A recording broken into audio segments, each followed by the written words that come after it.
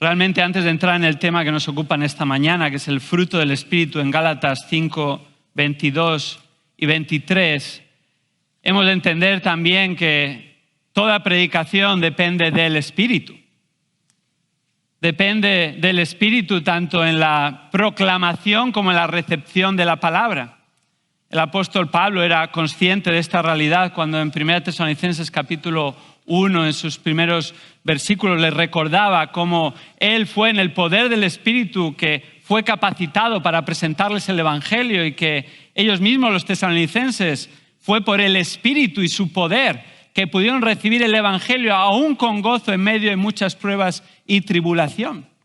Es el Espíritu el que nos capacita con los dones para ejercitarlos, pero es el Espíritu también el que nos da la oportunidad de servirle y es el que obra en nuestras vidas y en las vidas de los hermanos alrededor nuestro según ejercemos esos dones. Es el Espíritu el que capacita a los predicadores para trazar su palabra con precisión después de haber estudiado la palabra en profundidad y poder afirmar, así dice el Señor, porque así dice su palabra. Para mí siempre es un ánimo escuchar de hombres de Dios que nos han precedido y han tenido esta confianza. Alguien como el príncipe de los predicadores, Charles Spurgeon, a menudo citado desde los púlpitos, admirado. Un hombre al que el Señor le dio un don particular y tuvo un alcance extraordinario en su tiempo, en el siglo XIX en Inglaterra. Regularmente se congregaban unas 9.000 personas para escucharle. En una ocasión, en el Palacio de Cristal, más de 20.000 personas iban a escucharle. Y él entendía el poder de la oración y la obra del Espíritu por medio de la predicación. Y él a menudo mencionaba cómo según subía las escalinatas para acceder a ese lugar elevado, en el tabernáculo metropolitano, sin ningún tipo de micrófono, con tanta gente, él oraba y se repetía a sí mismo: creo en el Espíritu Santo. Creo en el Espíritu Santo. Porque es su obra. Es su obra por medio de su palabra y es su obra en nuestra vida. Y tenemos el privilegio en esta mañana, en Gálatas capítulo 5, versículos 22 y 23, de ver el fruto del Espíritu. El fruto del Espíritu. Hoy en día las iglesias y los creyentes están distraídos, están confundidos generalmente, porque se piensa que la vida cristiana es una vida de entretenimiento, una vida simplemente de bendición en nuestros términos, una vida en la que Dios es el genio de la lámpara maravillosa que nos va a conceder todo lo que queremos y deseamos. Es una iglesia de entretenimiento, es una vida cristiana de entretenimiento. En la década de los 90 un fenómeno muy particular comenzó a suceder y empezó en Estados Unidos, donde casi todo comienza y luego se extiende al resto del mundo con su gran influencia. Numerosas granjas en los Estados Unidos dejaron de producir fruto y empezaron a dedicarse a lo que se llamaba agricultura de entretenimiento.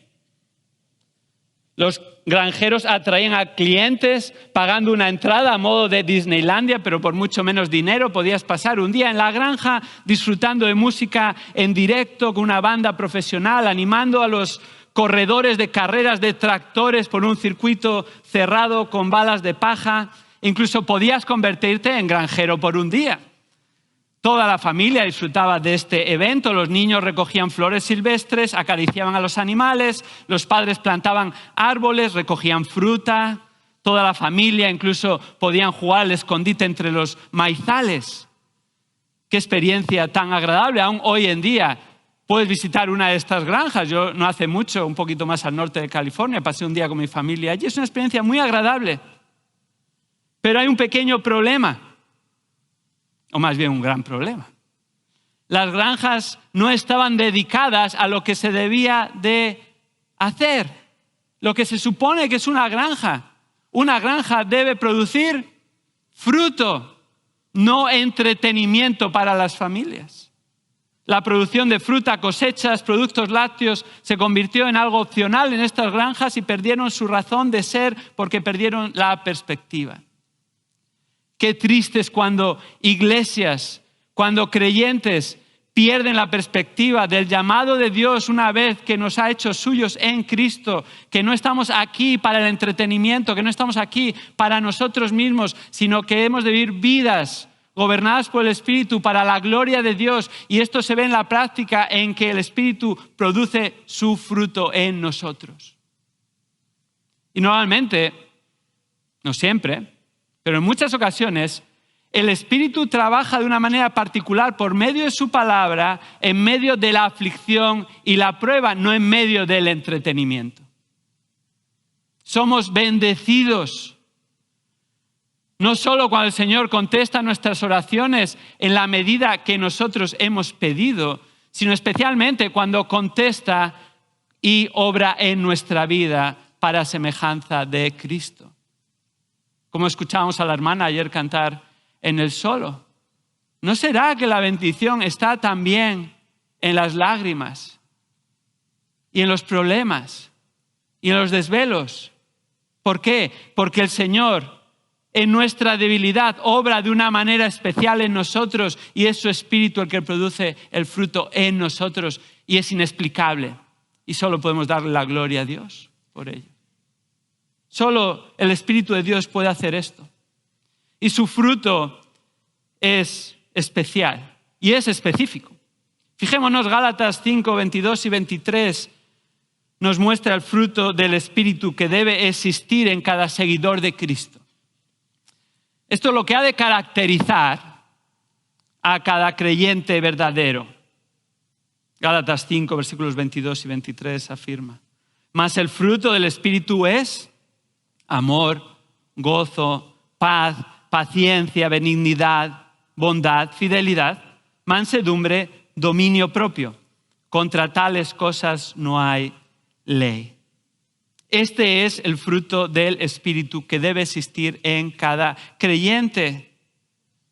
Pablo escribe esta carta a los Gálatas y es una carta que se conoce como la carta magna de la libertad, que no del libertinaje.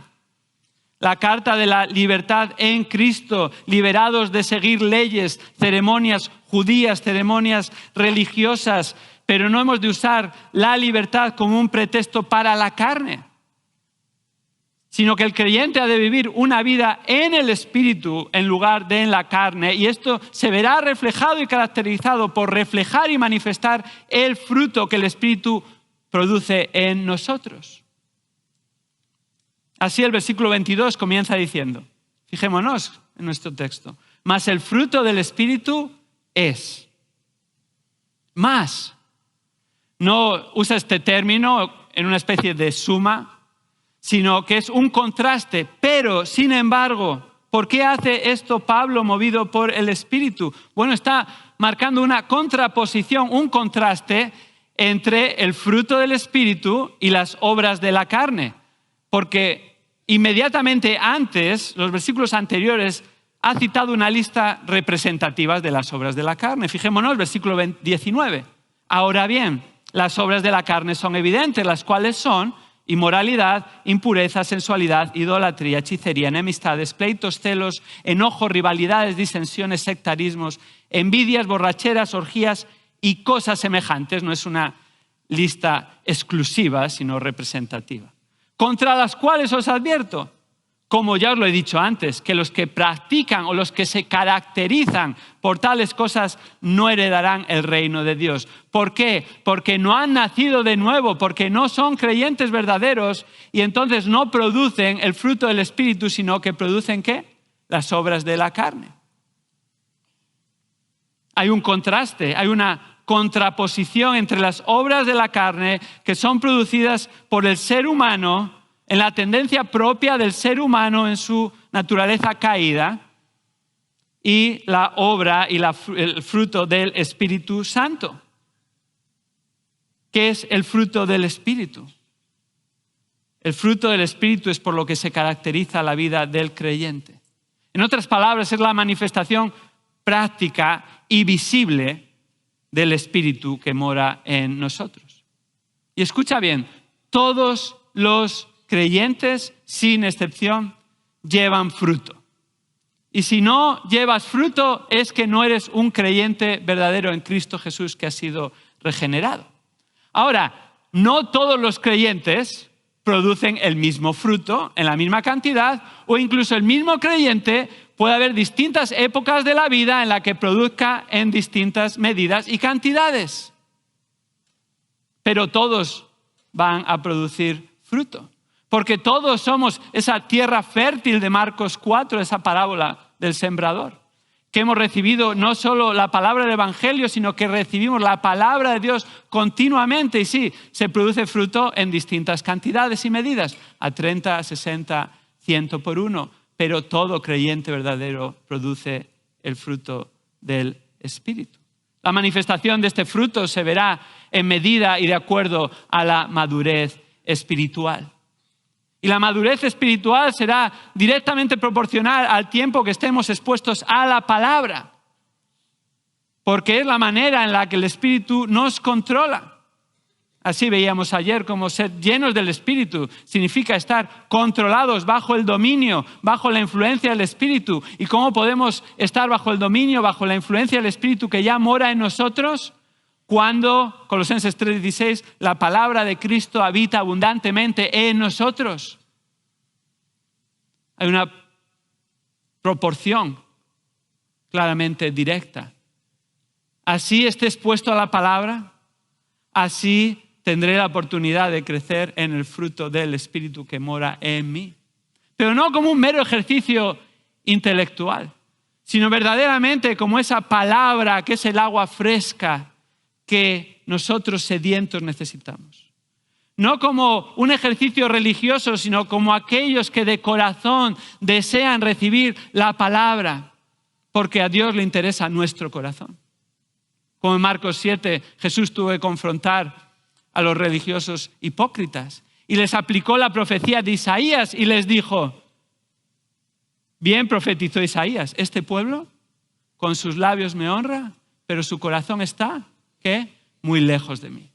¿Por qué? Porque habían sustituido la palabra de Dios por preceptos de hombres y enseñaban preceptos de hombres como la palabra de Dios. Sus propias ideas, sus propias tradiciones, su propia religiosidad, sus propias tendencias denominacionales, tus propios intereses, ideas, situaciones familiares, preferencias.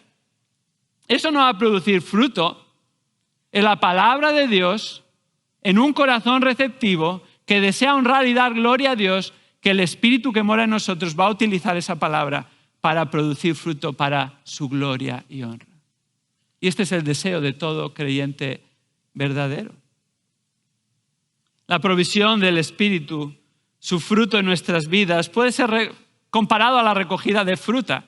Hay un fruto del Espíritu con distintas manifestaciones, pero en realidad esta es un poco la idea de esta imagen. Recuerdo cuando era niño, una hermana de nuestra iglesia tenía unos terrenos con frutales, árboles frutales. Estaba a unos 100 kilómetros al noroeste de León, en la zona del Bierzo, que es muy rica para la fruta porque tiene una especie de microclima, algo similar a lo que tendríamos aquí en el centro de California, la zona de Fresno, ¿verdad? La despensa de América.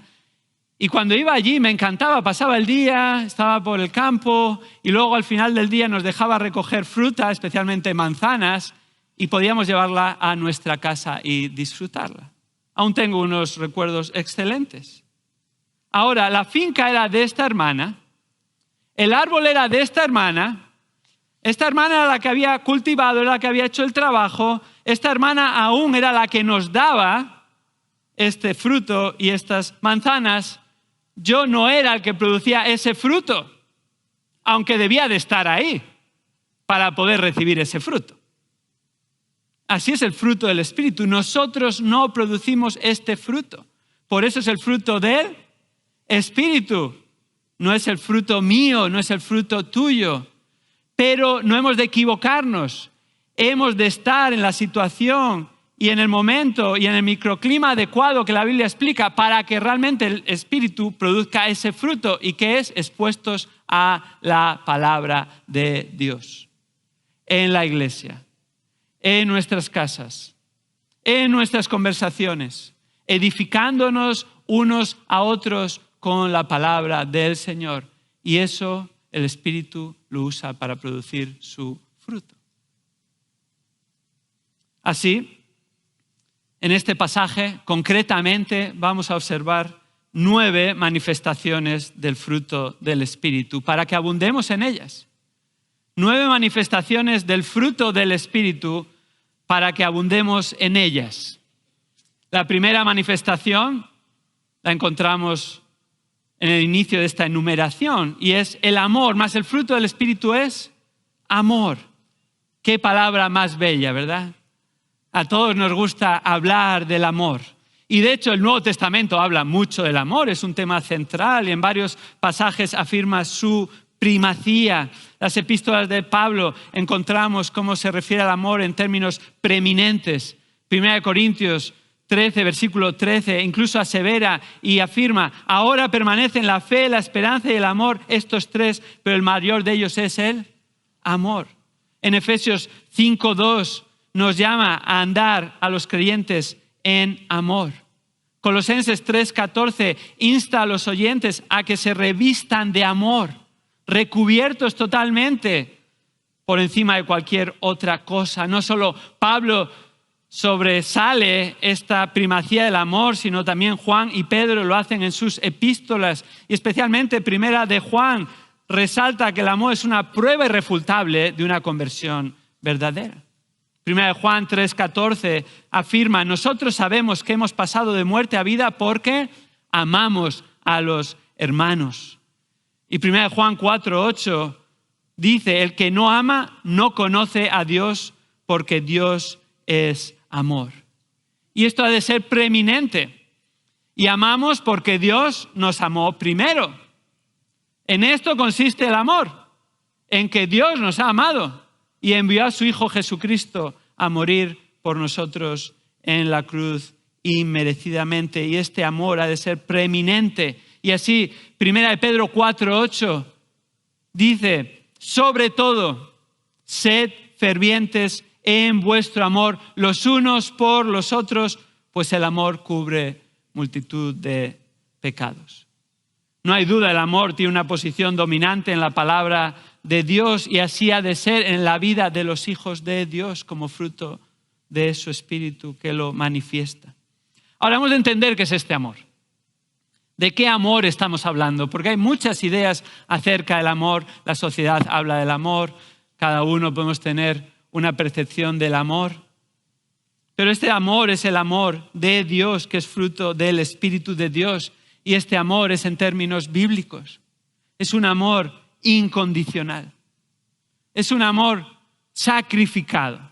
Es un amor centrado en el otro y no en uno mismo. Es un amor que eminentemente brota de un compromiso con el Señor y no de una emoción.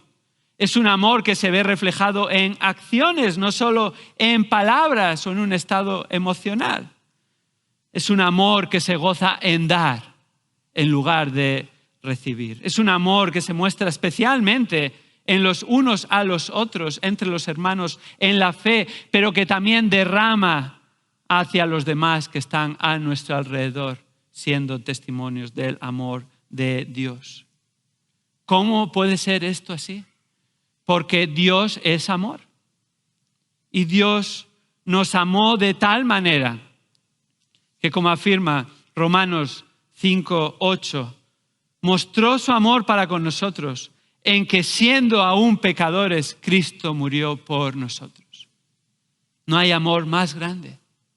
Y nosotros que hemos experimentado su amor por medio de Cristo Jesús, hemos de ser vasos, recipientes de ese amor según el Espíritu produce esta manifestación suya en nosotros. La tradición nos relata que Ciro el Meda, el gran conquistador de Babilonia y en aquel entonces del mundo conocido, tenía un general bajo su mando cuya mujer había sido traicionada, había sido acusada de traición. Así que llegó el día del juicio, eran juicios rápidos, inminentes, y la mujer apareció ante el tribunal y fue declarada culpable y sentenciada a muerte. El general, su marido, estaba allí presente observando toda la escena.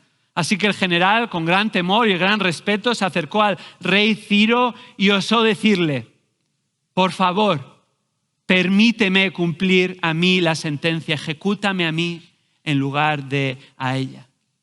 El gran Ciro, asombrado, miró a la corte y exclamó: ¿podemos extinguir un amor tan grandioso como este? Conmovió su corazón, anuló la sentencia y entregó al general su mujer, y ni uno ni otro murió ese día. Ahora, fijemos, este es un amor de película, ¿verdad? Sería un buen final para una película. Todos estaríamos ahí llorando. Si es que aguantaste hasta el final con tu esposa.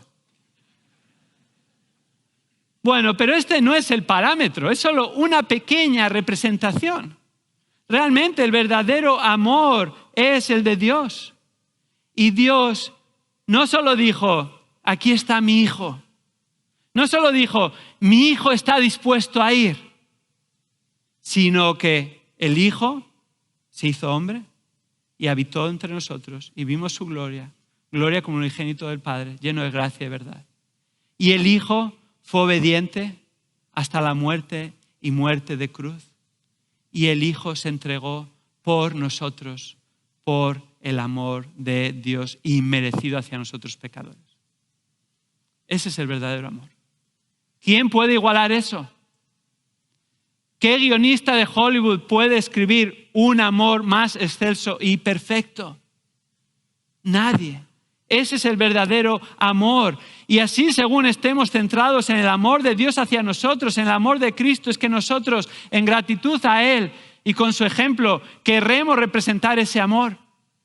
No te fijes en el amor de los demás. No esperes a que otros te amen primero para amarles. No tengas en cuenta las ofensas recibidas. Y no hablamos solo en el ámbito general, no hablamos solo en el ámbito de la iglesia, sino que empezamos a demostrar y a mostrar esta manifestación del Espíritu, como todas las demás, con aquellos que están más cerca de nosotros, y empieza en el hogar. Y maridos, hemos de preguntar a nuestras esposas: ¿te estoy amando como Cristo amó a la iglesia? ¿Sabes cuál va a ser la respuesta? Ya sabemos la respuesta. No, porque el listón está muy alto, como Cristo amó a la iglesia. Pero eso no ha de ser excusa para decir: como nunca voy a llegar. No, estamos en proceso. Sí, deseo amarte más. Deseo crecer en este amor hacia nuestros hijos, hacia los hermanos en la congregación. ¿De qué serviría ser la persona más amorosa del mundo con los extraños, los domingos, repartiendo besos, abrazos, y luego llegas a casa y eres un ogro? Eso trae reproche al nombre de Cristo. Ese no es el amor que es fruto del Espíritu. Eso es hipocresía. Eso es religiosidad. Sí, imperfectamente amamos. Tampoco nos pongamos en el otro lado y digamos: ves, tú eres así. No, yo soy así. Me estoy mirando en un espejo, pero es la obra del Espíritu el que me está perfeccionando a la imagen de Cristo, y necesitamos seguir perseverando en ello. ¿Cómo? Mirando el amor de Dios hacia nosotros, poniendo nuestros ojos en Jesús, autor y consumador de nuestra fe. En segundo lugar, la segunda manifestación del fruto del Espíritu es gozo. El pasaje continúa diciendo: mas el fruto del Espíritu es amor, gozo. ¿Qué es este gozo? Es un gozo que aparece repetidamente en el Nuevo Testamento, y esta es la idea de este gozo. Es un sentimiento de felicidad y bienestar, pero escucha bien, con este matiz, basado en hechos espirituales. Basado en hechos espirituales, no en circunstancias. Este gozo bíblico no es una algarabía, no es un estado de efusividad, no es un mero sentimiento pasajero que en ocasiones experimentamos, no es un estado de felicidad que brota cuando la vida va bien y todos los astros se alinean y tenemos una buena ocasión para celebrar, ¿verdad? No, este gozo es el fruto del Espíritu, y sí, es un profundo sentir de bienestar y felicidad, pero basado en hechos espirituales, aunque todo lo demás esté mal. Este es un gozo sobrenatural. No depende de las circunstancias. ¿Y sabes en qué está basado principalmente este gozo? En el hecho espiritual de que todo está bien entre Dios y nosotros. Todo está bien entre Dios y nosotros. Y así podemos vivir vidas gozosas, no vidas amargadas, no vidas gobernadas por la culpabilidad, sino por el perdón y el gozo del perdón recibido y el gozo de que ahora somos parte de la familia de Dios y tenemos una herencia junto con el resto de los santos reservada para nosotros en el cielo. ¿No nos da esto un gozo verdadero que nada ni nadie puede quitar ni arrebatar? Este gozo ha de estar basado en hechos espirituales. El mismo Señor Jesucristo, durante su tiempo en esta tierra, experimentó este gozo en su humanidad. Así como el Espíritu Santo vino sobre él y vivió su vida en el Espíritu en esta tierra, en su humanidad. Hebreos 12:2 nos dice, Cristo sufrió la cruz por el gozo delante de él. No fue gozoso morir en la cruz. La circunstancia fue horrenda, produjo sufrimiento, dolor, muerte. No solo eso, sino que experimentó lo que fue llevar nuestros pecados, recibir la ira de Dios por nuestros pecados. Las circunstancias son las peores, inimaginables, humanamente hablando, ¿no es así? ¿Y cómo pudo sentir y tener gozo Cristo Jesús en su humanidad? Porque sufrió en la cruz con el gozo delante de él. Por el hecho espiritual, la obediencia a su Padre y sabiendo lo que el plan de redención iba a cumplir para la gloria de Dios y para el bien de nuestras almas. Si ponemos nuestra mira en Dios, si nos damos cuenta de todo lo que recibimos y no merecemos, si nos centramos en todo lo que Dios ya ha hecho y hace por nosotros, ¿sabes qué? Nuestra vida se va a caracterizar por un gozo que el mundo no conoce. Y aún en la circunstancia más adversa, el Señor, por su Espíritu, nos va a dar un gozo inexplicable. ¿Y sabes qué? Esa es una oportunidad para apuntar a Cristo a las personas. No es una oportunidad para sacar pecho. No es una oportunidad para decir, uy, qué maduro soy. Es una oportunidad para decir a los demás alrededor, ¿sabes qué? El Señor está haciendo su obra en mi vida. Y Él es el que está produciendo este gozo. Y este gozo solo es posible en Cristo Jesús. El gozo va más allá de las circunstancias, como esta chica. Incluso han hecho películas acerca de ella, Bethany Hamilton, que un día de octubre del 2003 perdió su brazo y toda su proyección deportiva siendo una surfista que prometía llegar al más alto nivel. Y perdió ese brazo por el ataque de un tiburón tigre mientras practicaba el surf en las aguas de Hawái. Era la mejor surfista amateur de Hawái, pero también era una creyente que confiaba en Cristo. Y a pesar de su corta edad, siendo una adolescente, sorprendió a todos de que no perdió el gozo en Cristo. Es más, lo reflejó de manera visible. Empezó a organizar eventos para recaudar fondos para otras personas que tenían necesidad.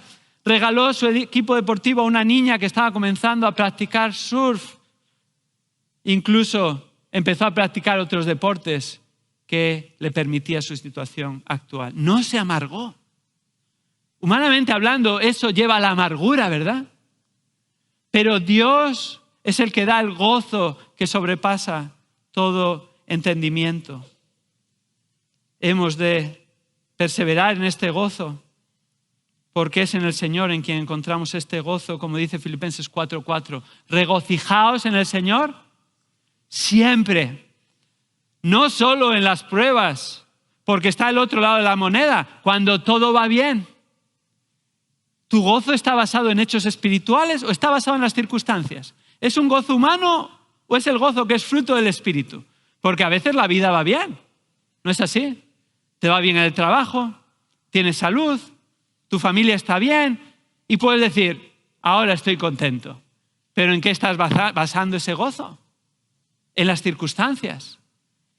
No, basémoslo tanto en la plenitud como en la escasez, tanto en los momentos que todo va bien aparentemente humanamente hablando, como en los momentos más difíciles, en los hechos espirituales, porque ese gozo nada ni nadie nos lo puede arrebatar. Es increíble, vivimos en Europa, en uno de los continentes más prósperos y ricos del mundo. Y es donde hay más depresión, donde hay más suicidios, donde hay más insatisfacción, donde hay más amargura, cuando en teoría la gente lo tiene todo humanamente hablando, pero no tienen nada, porque no tienen a Cristo, porque no tienen a su Espíritu morando en ellos, que nos da el gozo independientemente de las circunstancias. Hay más manifestaciones. Llegamos a la tercera. El gozo del Espíritu es amor. El fruto del Espíritu es amor, gozo, paz. Tal vez una de las manifestaciones del Espíritu más preciadas, pero que a menudo es malentendida. Esta paz de la que está hablando aquí el pasaje no es un estado interno de tranquilidad basado en lo que sentimos o en el mundo a nuestro alrededor. Esta paz tampoco se refiere a una paz mística. No es meditación, no es trascendencia, no es espiritualidad, no es equilibrio interno. Hay mucha gente que persigue esa paz por medio especialmente de supuestas ciencias o religiones orientales. Eso no va a dar paz verdadera. Esta paz no es un concepto místico o erróneo de tomar decisiones equivocadas o tomarlas con una conciencia tranquila. ¿No has oído alguna vez, o incluso alguna vez nosotros lo hemos hecho? Tengo paz. Y por eso voy a tomar esta decisión o voy a hacer esto otro, totalmente subjetivo. ¿Con quién me casaré? No lo sé, pero espero sentir paz cuando encuentre a la persona adecuada. En lugar de tomar parámetros y enseñanzas bíblicas para ver si esa es la persona adecuada o no, un mero sentimiento que es pasajero, en lugar de confiar en ti mismo y en tu intuición, tienes que confiar en el Señor. ¿Atravesaré la frontera ilegalmente? Bueno, si tengo paz, lo intentaré. No, esto es como ir delante de un banco y decir, bueno, tengo paz, ¿lo voy a atracar o no lo voy a atracar? Nadie se le ocurriría hacer eso, ¿verdad? ¿Por qué espiritualizamos otras cosas en la vida cuando estamos yendo en contra de enseñanzas bíblicas? ¿No es esa la paz? ¿No es sentirme bien al respecto? ¿No es un concepto subjetivo místico que es usado en muchas ocasiones como un cliché cristiano para tomar malas decisiones o justificar aquello que hacemos y no es conforme a la voluntad de Dios? ¿Qué clase de paz es esta? Esta paz, de nuevo, depende del espíritu, no del ánimo. Ni el día que tengamos, ni cuántas horas hemos dormido. Esta paz proviene del espíritu. Esta paz es la tranquilidad, la seguridad de saber que somos salvos en Cristo. Y esta paz primera y primordialmente viene de la relación que tenemos con Dios nuestro Padre. Romanos 5:1 afirma, justificados pues por la fe, tenemos paz para con Dios por medio de nuestro Señor Jesucristo. Ya tenemos paz. Ahondemos en esa paz. Disfrutemos en esa paz. Esa paz ya la consiguió Jesucristo por nosotros. Ya no somos enemigos de Dios. Ya estamos en paz con Dios. Y por esta razón podemos tener paz verdadera en nuestra vida, en el Espíritu, una paz sobrenatural, una paz que Cristo mismo prometió a sus seguidores, a sus discípulos, cuando en Juan 14:27 les dijo, la paz os dejo, mi paz os doy, no os la doy como el mundo la da. No se turbe vuestro corazón ni tenga miedo. Es esa la paz que disfrutamos. ¿Y sabes en qué contexto les dice esto en Juan 14:27? Bueno, los versículos 15 al 26 justo les había dicho, les había prometido que les iba a enviar al Consolador, al Espíritu, que es el que da esa paz. Pero a continuación, después del versículo 27 de Juan 14, les dice: no se turbe vuestro corazón ni tenga miedo. ¿Por qué? Porque yo voy a ir y voy a volver y no os voy a abandonar. Esta paz está centrada en Dios, el Dios Trino. Tenemos paz para con Dios. Recibimos esta paz y ahondamos en esta paz por el fruto del Espíritu de Dios y anhelamos esta paz y perseveramos en esta paz porque Cristo nos ha prometido que regresará por nosotros. Qué hermoso esta paz, sabiendo que Dios está al control, sabiendo que nada ni nadie se escapa de su plan soberano y providencia, que Él cuida y sostiene, que Dios siempre tiene plan A y nunca tiene plan B. Sabiendo, como afirma Romanos 8:28, que a los que a Dios aman, todas las cosas les ayudan a bien. Pero tantas veces, hermanos, nos preocupamos y es parte de la vida. Nos afanamos, nos turbamos. Sí, pasamos por situaciones difíciles, tomamos decisiones importantes, pero en medio de esas dificultades y decisiones tenemos ya paz con Dios. La paz que proviene de Él y el catalizador, la llave para ahondar en esa paz es la oración. Filipenses 4, versículos 6 y 7 nos muestra y nos dice: por nada estéis afanados, por nada estéis afanosos, por nada estéis turbados, sino que hemos de venir en oración con nuestras peticiones, pero también con acción de gracias. Hemos de traer cada detalle al Señor. Y la promesa es esta: y la paz de Dios, versículo 7, que sobrepasa todo entendimiento, guardará vuestros corazones y vuestras mentes en Cristo Jesús. En muchas ocasiones no estamos experimentando esa paz porque no estamos orando o no estamos orando lo suficiente. Y no es, bueno, voy a orar una vez y ya es suficiente. No, tenemos que orar todo y cuanto sea necesario, y cuanto mayor es la prueba y cuanto más difícil y cuanto más es la turbación, más hemos de orar para recibir esta paz del Señor y ahondar en ella. Hay una cuarta manifestación del fruto del Espíritu: amor, gozo, paz, paciencia. Paciencia. Esta palabra habla de la persona sufrida, la persona que a pesar de estar fastidiado, contradicho, molestado, ejercita paciencia, no responde de la misma manera en la que él ha sido tratado. Y es algo importante porque esta paciencia se ejercita y se muestra a lo largo del tiempo. No es instantánea, no es paciencia de microondas, no es paciencia de comida rápida. Esto es el chef que cocina a fuego lento. La paciencia se cocina a fuego lento y lleva su tiempo. Y Dios utiliza las circunstancias y las pruebas por medio de la enseñanza de su palabra en el poder de su Espíritu para producir esa paciencia.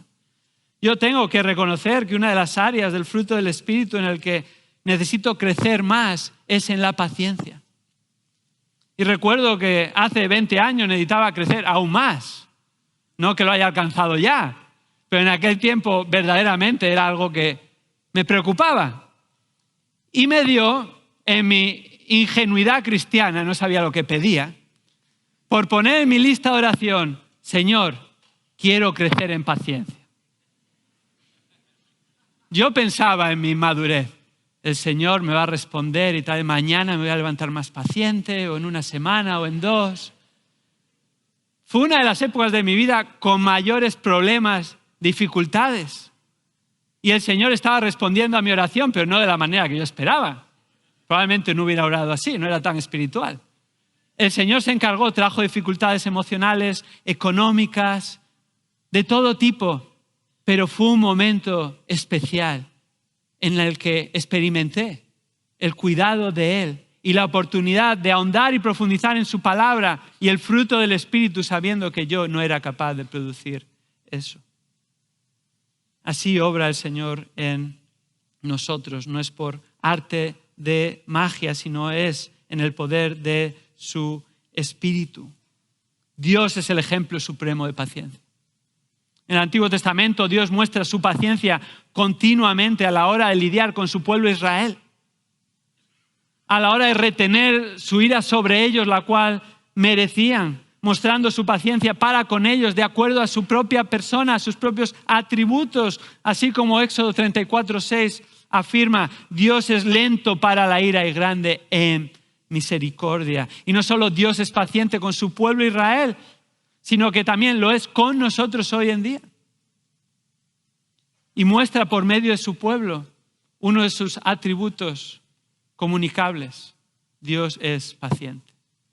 Y así nosotros, según crecemos en semejanza a Cristo y en el fruto del Espíritu, creceremos en paciencia, imitando a nuestro Padre Celestial.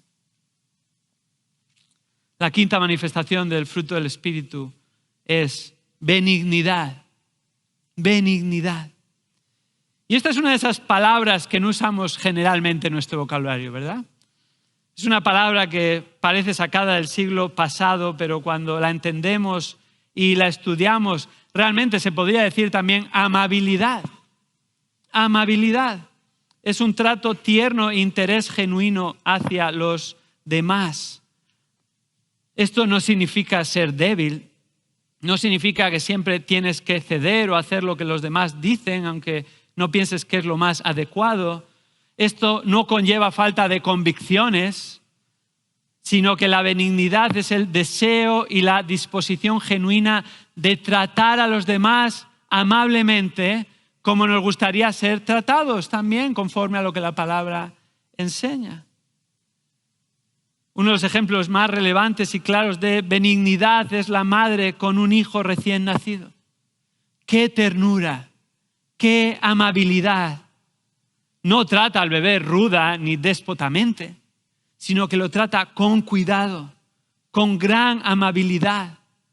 Y así el mismo apóstol Pablo, siendo hombre, no siendo madre, y siendo apóstol, dice a los tesalonicenses en 1 Tesalonicenses 2:7, demostró ser benigno entre ellos, ¿como quién? Como una madre que cría con ternura a sus propios hijos.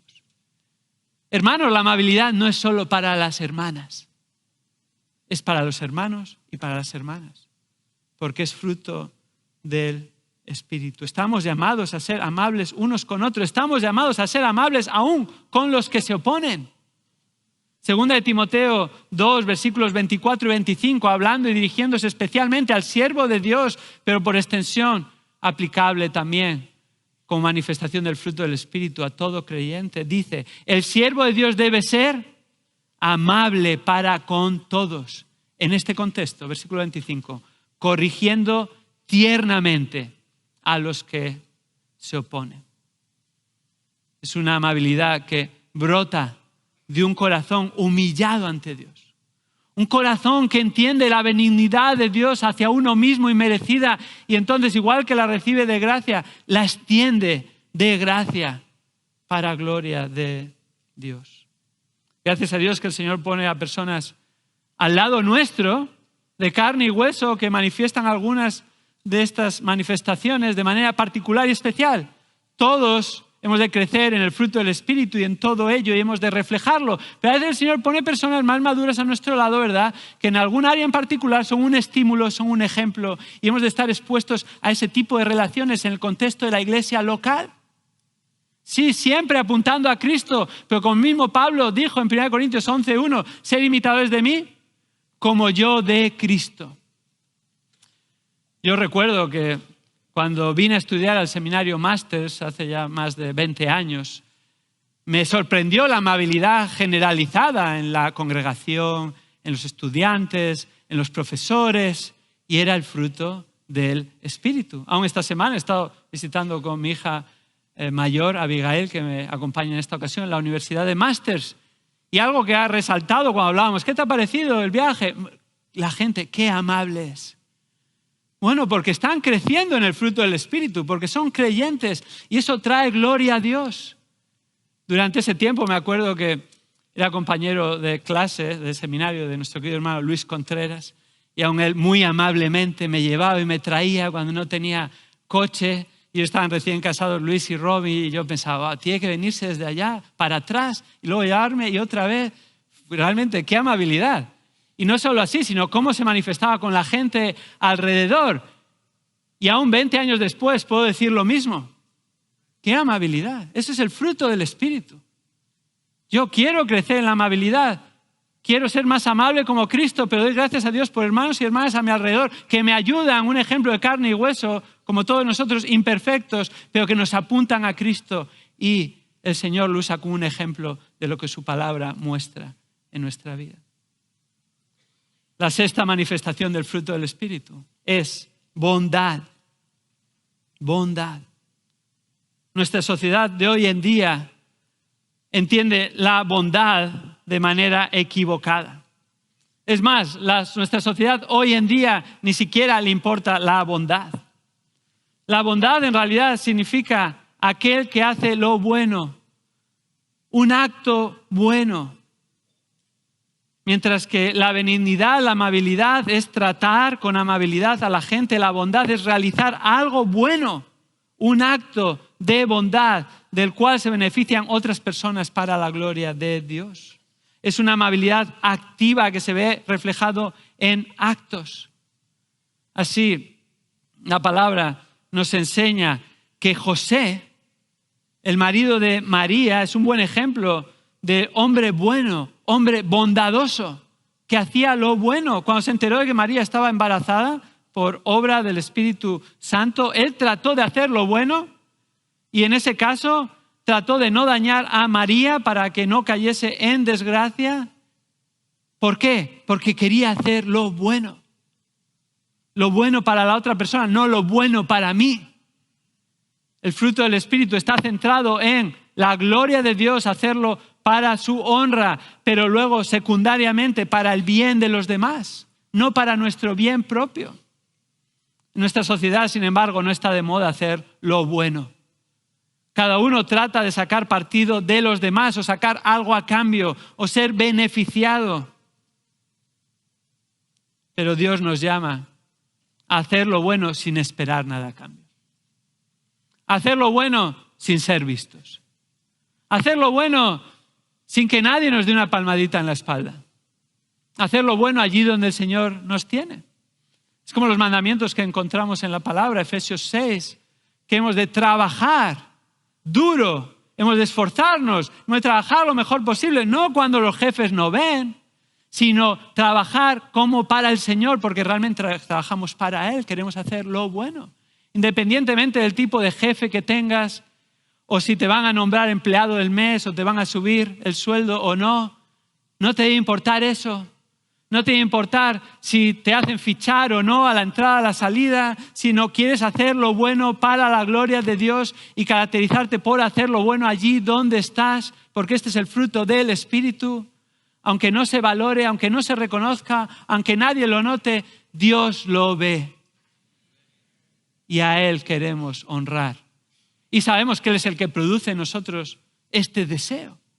Y no solo este deseo, sino que es el que nos capacita por su Espíritu para realizarlo, porque es el que produce en nosotros tanto el querer como el hacer por su buena voluntad.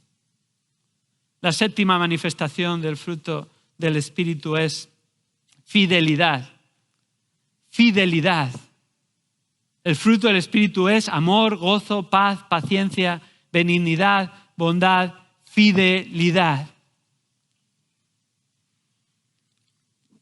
¿Qué es una persona fiel? Es aquella en la que se puede confiar. En otras palabras, alguien leal. Es una persona confiable. Pero en primer lugar, esta fidelidad se manifiesta hacia Dios. Esa es la verdadera fidelidad. Esta fidelidad se manifiesta hacia su palabra. Una persona fiel, una persona leal, es aquel que está comprometido inequívocamente con su Señor y Salvador y con su palabra, no importa lo que pase. No es circunstancial, no es negociable.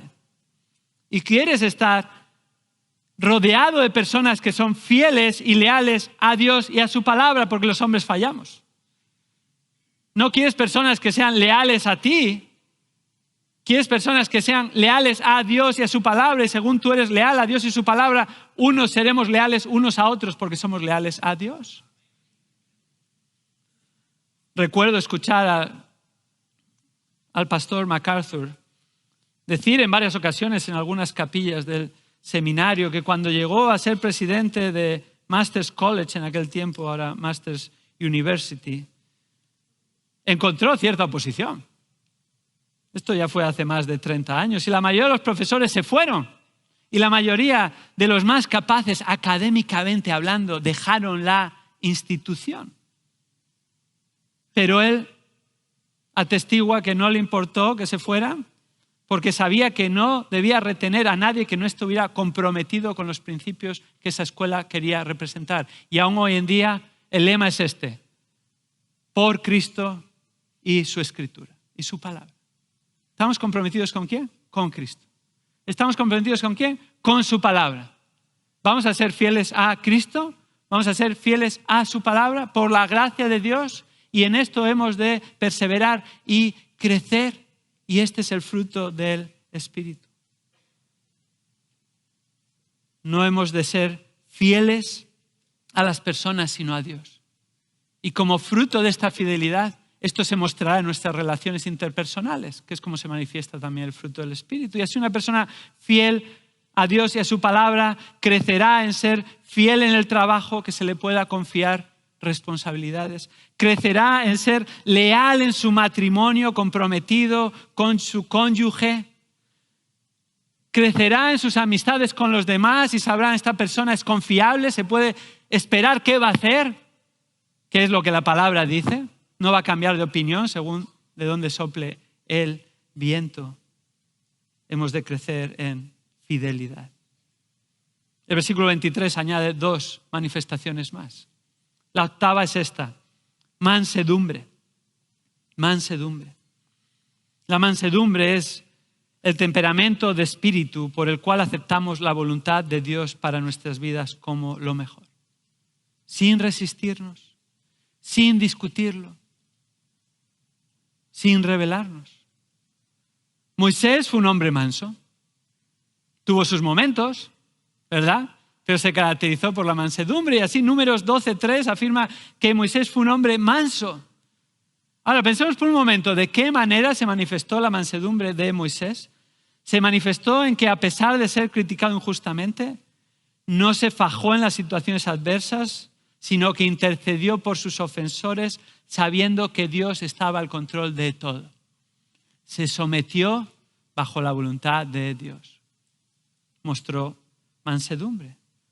El Señor Jesucristo es el ejemplo paradigmático de mansedumbre. Mateo 11:29 afirma que Jesús fue manso y humilde de corazón. Es manso y humilde de corazón. A pesar de que el hecho de morir en la cruz no era mucho menos agradable, se sometió y aceptó la voluntad divina sin rebelarse ni pelear contra ella, sino que fue manso. Aquello que la Trinidad había planeado desde la eternidad pasada, aún en su humanidad, Él pidió: Padre, si es posible, pase de mí esta copa. Y por cierto, dijo antes: yo sé que tú todo lo puedes. Podría haber cambiado, pero dijo: no se haga mi voluntad, sino la tuya. Eso es una muestra de mansedumbre. No cuando queremos que se haga nuestra voluntad, sino cuando deseamos que se haga la voluntad de Dios y estamos dispuestos a someternos como lo mejor para nuestras vidas de corazón.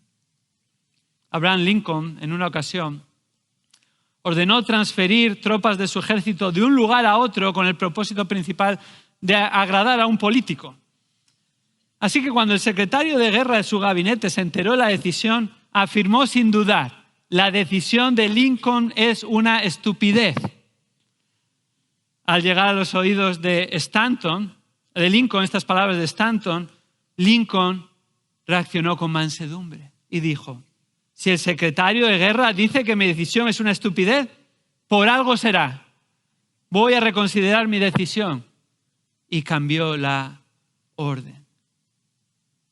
¿Cómo se manifiesta la mansedumbre en nuestras vidas? Bueno, cuando nos sometemos a la voluntad de Dios. Cuando reconocemos, Señor, tú sabes mejor que yo. ¿Cuánto nos cuesta eso? Tú sabes mejor que yo. Es fácil decirlo, ¿verdad? Pero en tantas ocasiones creemos que nuestro plan es mejor. No, hermanos, dejemos nuestra hoja en blanco. En blanco. Señor, tú escribes el plan. Señor, aquí estoy para seguirte. Aquí estoy para servirte. Aquí estoy para ver lo que tú hagas para tu gloria. ¿Sabes qué? Yo quería ser misionero en Turquía. Y el Señor me llevó a España, donde no quería regresar. Y llegué a orar, Señor, cualquier sitio que tú quieras. Cualquiera, menos España. Bueno, no tenía la hoja en blanco, tenía mucho en blanco, menos una palabra. Y el Señor se encargó de decir, no, vas a regresar a España. Vas a regresar a España. ¿Para qué? Ni sabía. No había un plan. Durante muchos años ni siquiera vimos fruto. Solo adversidad, dificultad. Pero el Señor tenía su plan, el Señor nos sostuvo. El Señor puso personas cerca de nosotros y el Señor obró en nuestra vida. Y el Señor, a día de hoy, está entrenando a otros, está formando a otros pastores, está estableciendo iglesias bíblicas. Por la gracia de Dios, en el seminario Berea, parte de TMA, tenemos 112 graduados.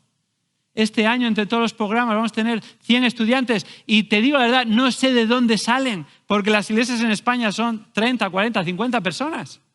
El Señor está haciendo su obra. El Señor está permitiendo plantar iglesias a lo largo de la geografía nacional, pero no solo en nuestro país. Tenemos un estudiante que conocí hace 3 años en Expositores y que vino a estudiar con nosotros, vive en París y está plantando una iglesia en español en París. ¿Quién hubiera pensado eso? Nadie se le hubiera ocurrido eso. Gloria a Dios por ello. El Señor está trayendo hermanos portugueses.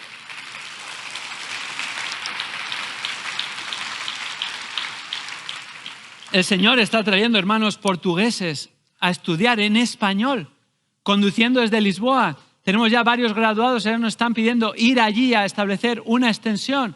Yo no hablo portugués ni pretendo aprenderlo, pero el Señor, estamos orando que use a estos hermanos, están formando para ser de bendición allí, formar a otros. Ni idea tenía yo de lo que iba a hacer el Señor. Yo quería ir a Turquía. El plan de Dios era otro. Pero hermanos, es fácil mirar atrás y decir esto mirando atrás.